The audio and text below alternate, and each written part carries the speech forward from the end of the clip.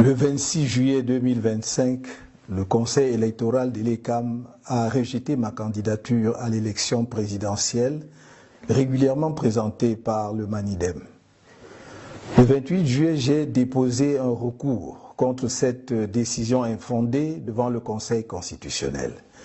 Le 4 août, nous avons présenté à cette haute instance tous les arguments de fait et de droit qui plaidaient en faveur de la validation de ma candidature, ainsi que les éléments de preuve qui établissaient l'imposture de la seconde candidature attribuée au MANIDEM. Le 5 août, au terme de son délibéré, le Conseil constitutionnel a rejeté mon recours demandant la validation de ma candidature au motif qu'il est non fondé. La décision de m'écarter de l'élection présidentielle de 2025 a été prise de longue date par le régime RDPC. Ce régime n'a jamais supporté que nous ayons évité le gros piège politique des élections législatives et municipales de 2020 en choisissant le boycott. Le régime voulait détruire le MRC à travers ces élections et ne nous a jamais pardonné d'y avoir échappé. Dès lors, la campagne de diabolisation du MRC et de son président national était lancée et la décision d'empêcher ce dernier, par tous les moyens, de prendre part à l'élection présidentielle de 2025 était prise. C'est dans cet esprit que les élections législatives et municipales prévues en février 2025 ont été reportées à mars 2026 afin d'empêcher le MRC d'avoir des élus et de pouvoir présenter son candidat à l'élection présidentielle d'octobre prochain. Le régime RDPC a organisé pendant plusieurs mois de faux débats sur la nullité du mandat impératif pour montrer malgré cela que le MRC ne pourra pas présenter de candidat sous sa bannière et que s'il tentait de le faire, celle-ci serait rejetée et le pouvoir veillerait à ce qu'il n'y ait pas la moindre protestation. Bien plus, on nous a indiqué la seule voie qui s'offrait à nous. Faire présenter ma candidature par un des 18 partis politiques ayant obtenu des élus à l'issue des élections de 2020. Je dois redire que rien n'interdisait au MRC de présenter un candidat à cette élection présidentielle. Mais il fallait éviter de donner au régime un prétexte pour rejeter une candidature présentée par le MRC, car le rejet de la nullité du mandat impératif était devenu pour ce régime une question de vie ou de mort. La présentation inattendue de ma candidature sous la bannière du MANIDEM fut un choc à peine voilé pour le pouvoir de Yaoundé. Pris de court, le régime en place s'est empressé de fabriquer un nouveau président de MANIDEM ainsi que son dossier de candidature pour créer artificiellement ce qu'on a appelé une pluralité d'investiture.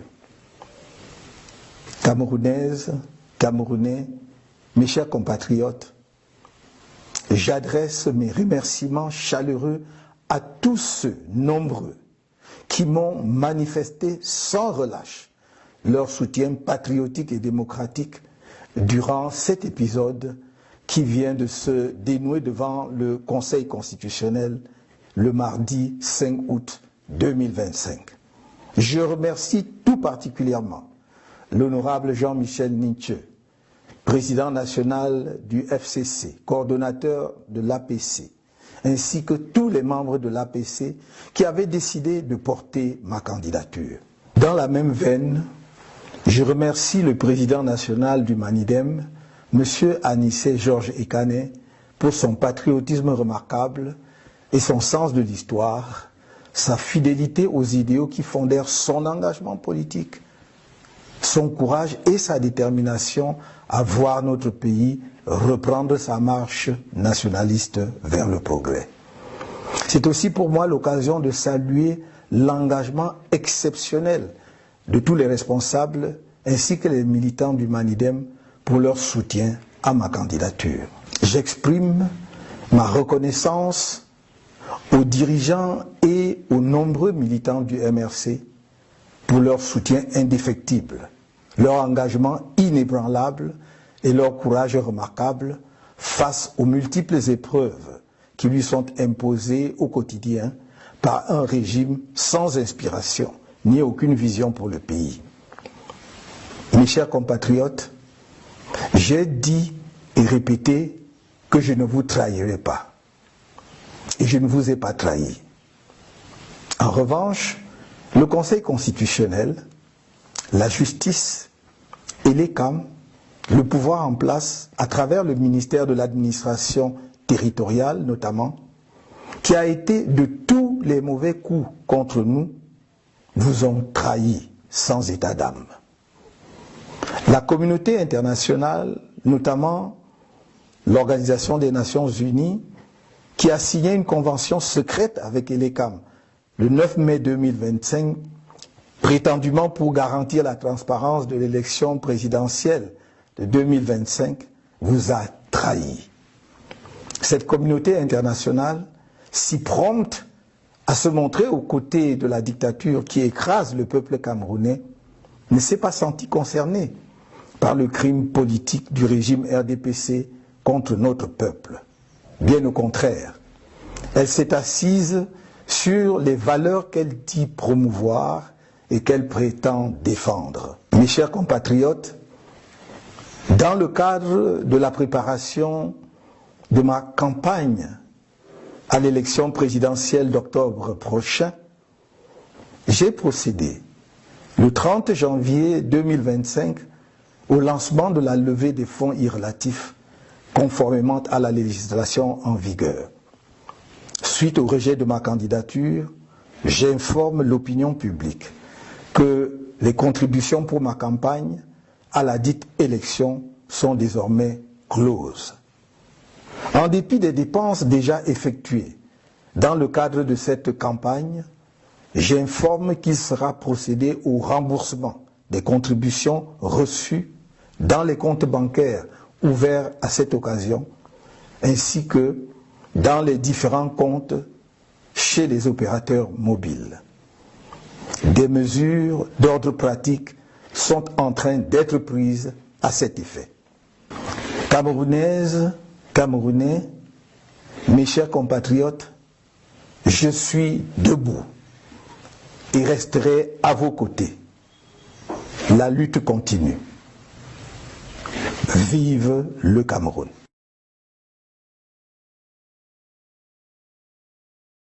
On 26 July 2025, the Electoral Council of ELECAM rejected my candidacy for the presidential election, which had been duly submitted by MANIDEM.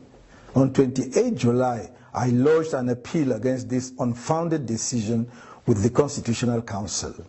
On 4th August, we presented this High Court with all the factual and legal arguments in favor of validating my candidacy, as well as the evidence establishing the imposture of the second candidacy attributed to MANIDEM. On 5th August, at the end of its deliberations, the Constitutional Council rejected my appeal for validation of my candidacy on the grounds that it was unfounded. The decision to exclude me from the 2025 presidential election was taken a long time ago by the CPDM regime.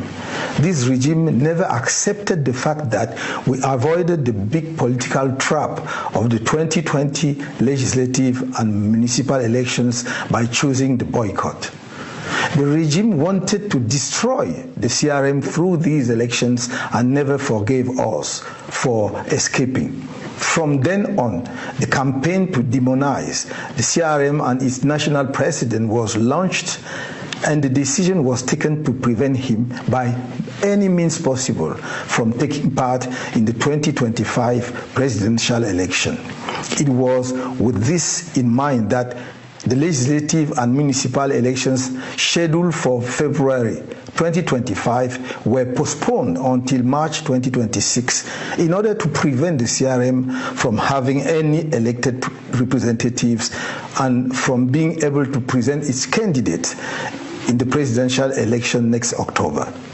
When it was discovered that The CRM had elected municipal representatives. The CPDM regime organized fake debates for several months on the nullity of the imperative mandate in order to show, in spite of this, that the CRM would not be able to present a candidate under its banner, and that if it tried to do so, it would be rejected and the authorities will ensure that there will be no protest whatsoever. What's more, we were told that the only option open to us was to have my candidacy put forward by one of the 18 political parties that has won seats in 2020 elections.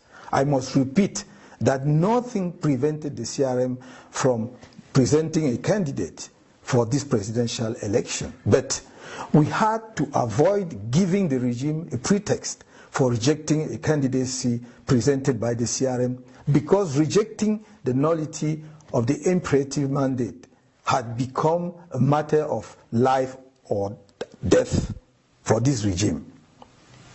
The unexpected presentation of my candidacy under the Manidem banner came as a thinly veiled shock to those in power in Yaoundé. Taken by surprise, the regime in power rushed to create a new president of Manidem and his candidacy file to artificially create what was called a plurality of investiture. Cameroonians, my dear compatriots, I would like to extend my warmest thanks to the many people who have tirelessly shown me their patriotic and democratic support during this episode, which has just been resolved before the Constitutional Council on Tuesday, 5th August 2025. I would particularly like to thank the Honorable Jean-Michel Ninche, National Chairman of the FCC and the coordinator of the Political Alliance for Change, as well as the members of the Political Alliance for Change who decided to support my candidacy. In the same vein, I would like to thank the National President of Manidem, Mr. Anissé George Ikane, for his remarkable patriotism and sense of history, his loyalty to the ideals on which his political commitment was founded, his courage and determination to see our country resume its nationalist march towards progress. This is also an opportunity for me to salute the exceptional commitment of all the leaders and activists of Manidem for their support for my candidacy. I would like to express my gratitude to the leaders and many militants of the CRM for their unfailing support, their unwavering commitment, and their remarkable courage in the face of the many trials imposed on them on a daily basis by a regime that has no inspiration and no vision for the country. My dear compatriots, I have told you again and again, I will not betray you. And I have not betrayed you. On the other hand, the Constitutional Council, the judiciary, ELECAM, the powers that be, through the Ministry of Territorial Administration in particular, which has been involved in all the wrong moves against us, have betrayed you without a second thought. The international community, notably the UN, which signed a secret agreement with ELECAM on 9th May 2025, supposedly to guarantee the transparency of the 2025 presidential election, has betrayed you.